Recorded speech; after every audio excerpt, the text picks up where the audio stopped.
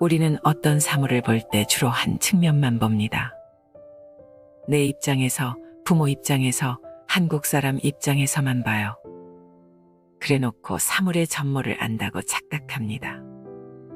이것이 결국은 편견인데 당사자는 소신이라고 말하죠. 제가 법문을 할 때 듣는 사람이 고개를 끄덕이며 아이고 스님 말이 옳아요 하면 제 말을 이해했다는 뜻일까요? 반대로 고개를 저으며 에잇 아니에요 하는 사람은 제 말을 이해하지 못해서 그런 걸까요? 그렇지 않습니다. 고개를 끄덕이는 사람은 제 의견이 자기 생각과 같다는 뜻이고 고개를 젓는 사람은 저와 생각이 다르다는 뜻이에요. 결국 우리는 제 나름대로 소신이라고 믿는 각자의 편견으로 세상을 봅니다. 그리고 그 편견에 비친 세상을 옳다, 그르다 판단해요. 마치 자기만의 색안경을 끼고 세상을 보면서 제 눈에 보이는 빨간색, 파란색, 노란색의 색깔이 진짜라고 우기는 것과 같습니다. 장님이 코끼리의 일부분만 더듬어 보고 코끼리가 그렇게 생겼다고 착각하는 것과도 같아요.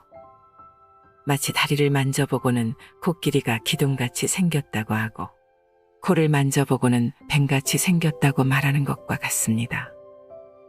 이렇듯 우리는 늘 자기 주위의 좁은 범위만을 보고 또 자신의 입장에서 세상을 보고 이것이 진리다, 이것이 정의다 라고 말합니다. 자기만 보니까 자식도 보이지 않고 부모도 보이지 않고 아내도 남편도 보이지 않게 됩니다. 우리 집만 보니까 이웃집이 보이지 않고 우리나라만 보니까 남의 나라가 보이지 않습니다. 내 종교만 보니까 이웃 종교가 보이지 않아요. 그래서 우리는 늘 한 측면만 고집하면서 내가 옳다고 주장합니다. 제가 많은 분들의 질문에 해답을 드리는 것 같지만 사실은 그렇지 않습니다. 다른 관점에서 한번 살펴보라고 말하는 것뿐이에요. 앞면만 보는 사람에게 뒷면은 어때요? 라고 묻고 이쪽만 보는 사람에게 저쪽 면은 어때요? 묻고 윗면만 보는 사람에게 아랫면은 어때요? 하고 묻는 것뿐입니다. 이것을 총체적으로 본다고 합니다. 사물의 한 단면만 보는 것을 편견이라고 하고 총체적으로 보는 것을 통찰력 또는 지혜라고 합니다.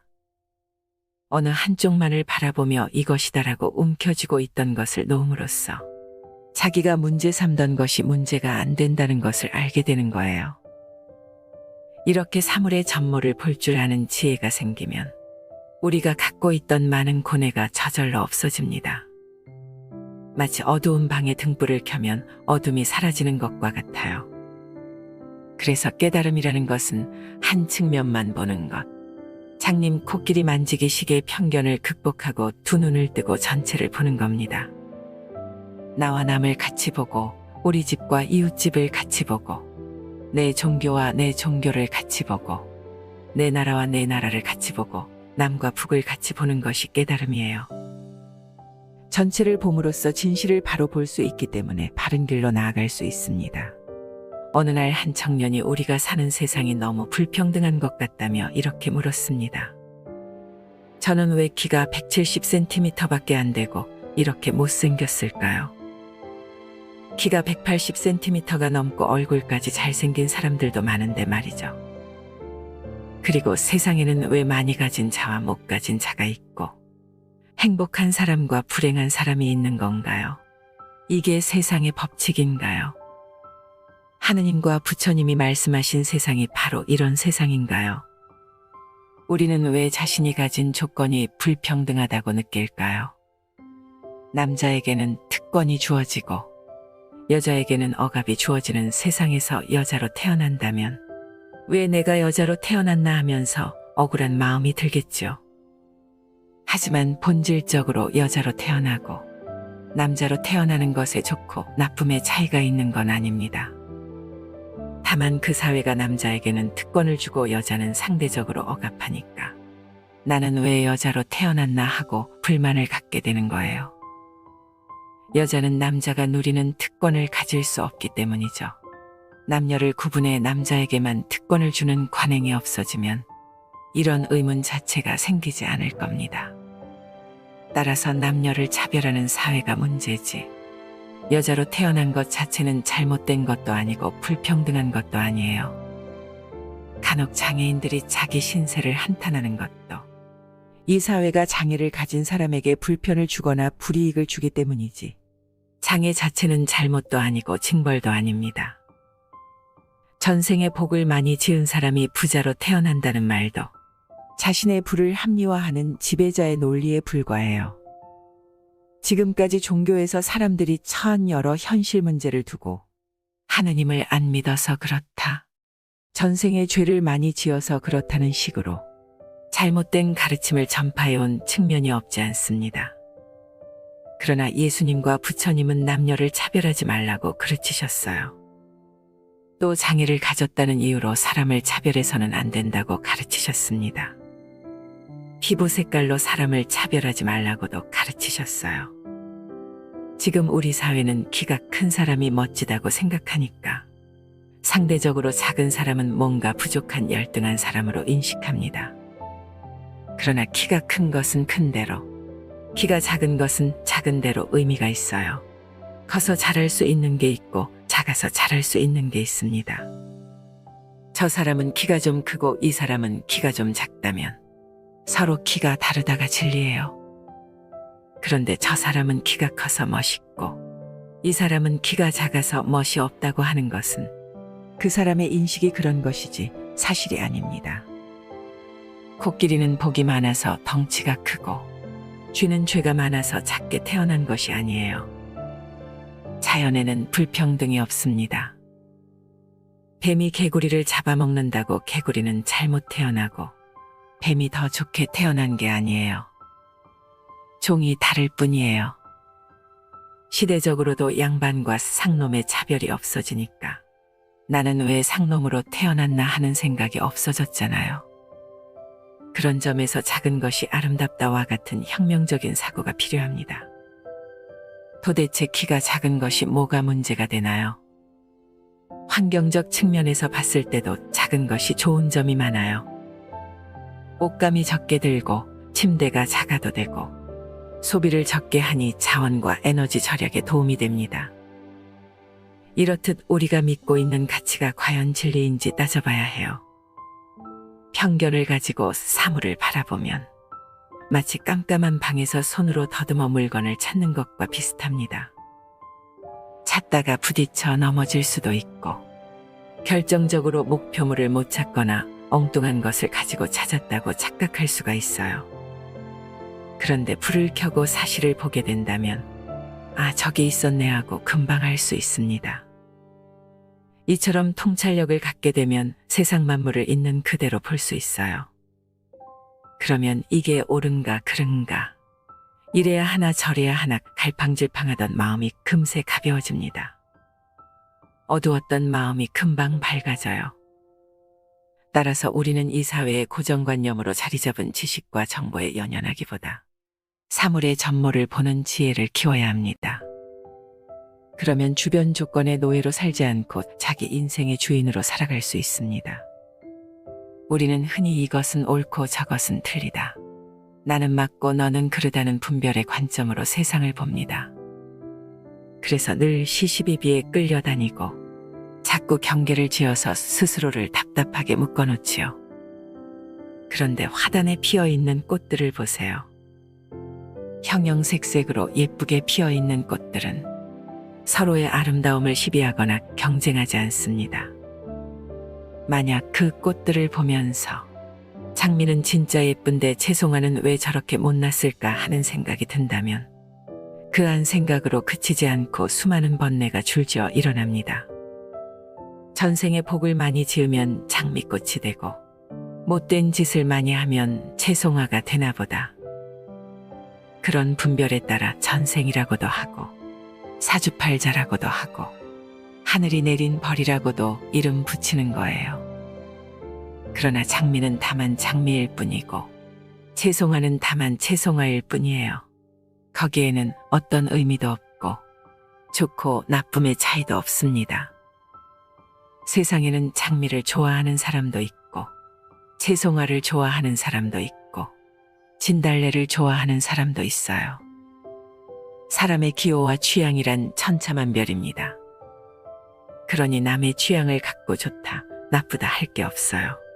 다만 저 사람은 저걸 좋아하는구나, 이 사람은 이걸 좋아하는구나 하고 차이를 발견하는 것으로 받아들이면 마음이 불편할 일이 없고 그것으로 갈등하고 싸울 일도 없습니다.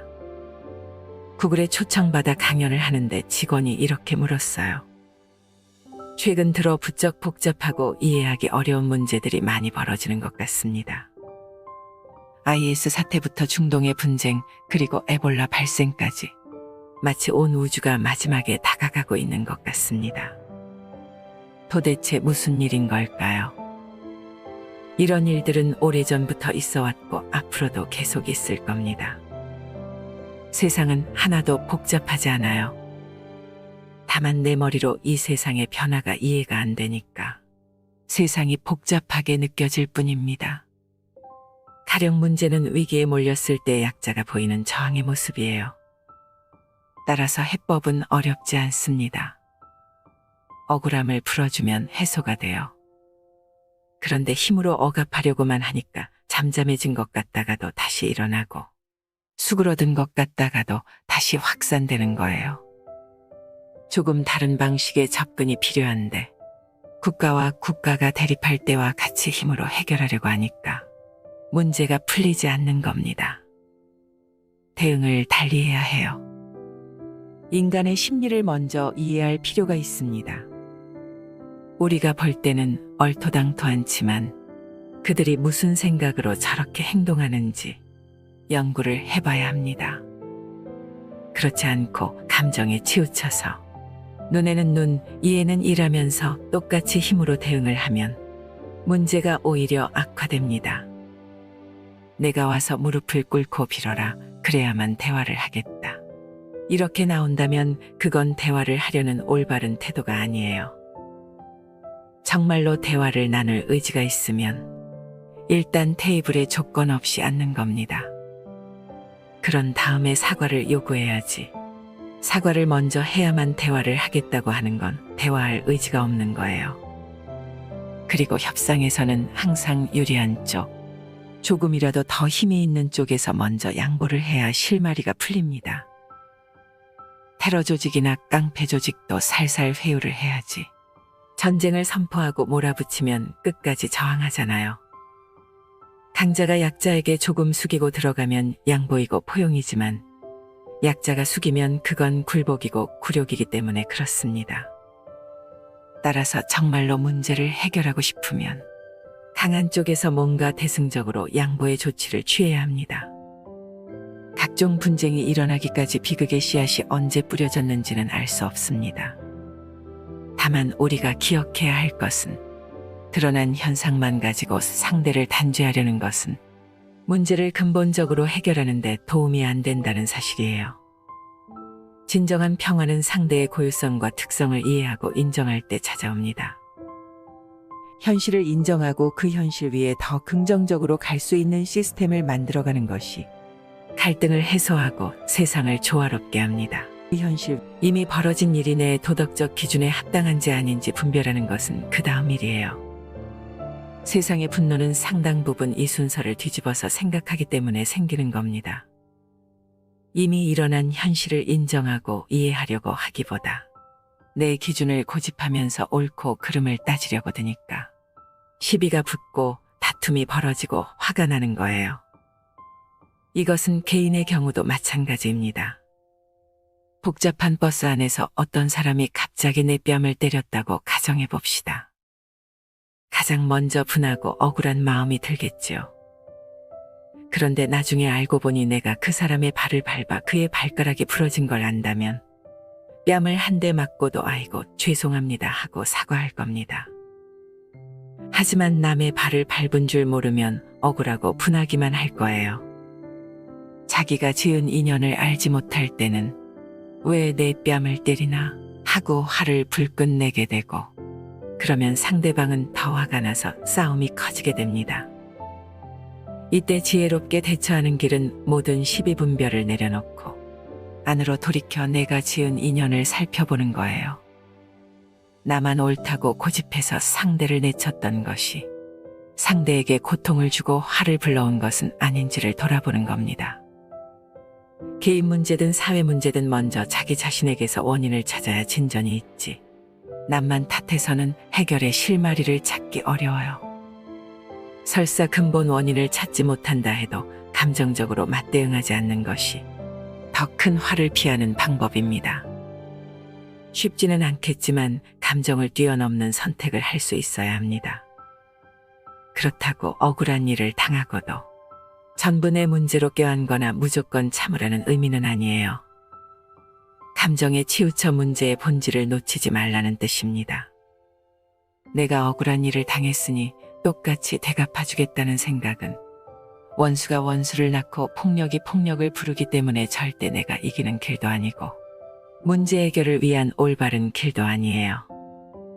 억울함을 밝힐 때는 모든 시비분별을 내려놓고 더는 나와 같은 피해자가 나오지 않기를 바라는 마음으로 시작해야 합니다.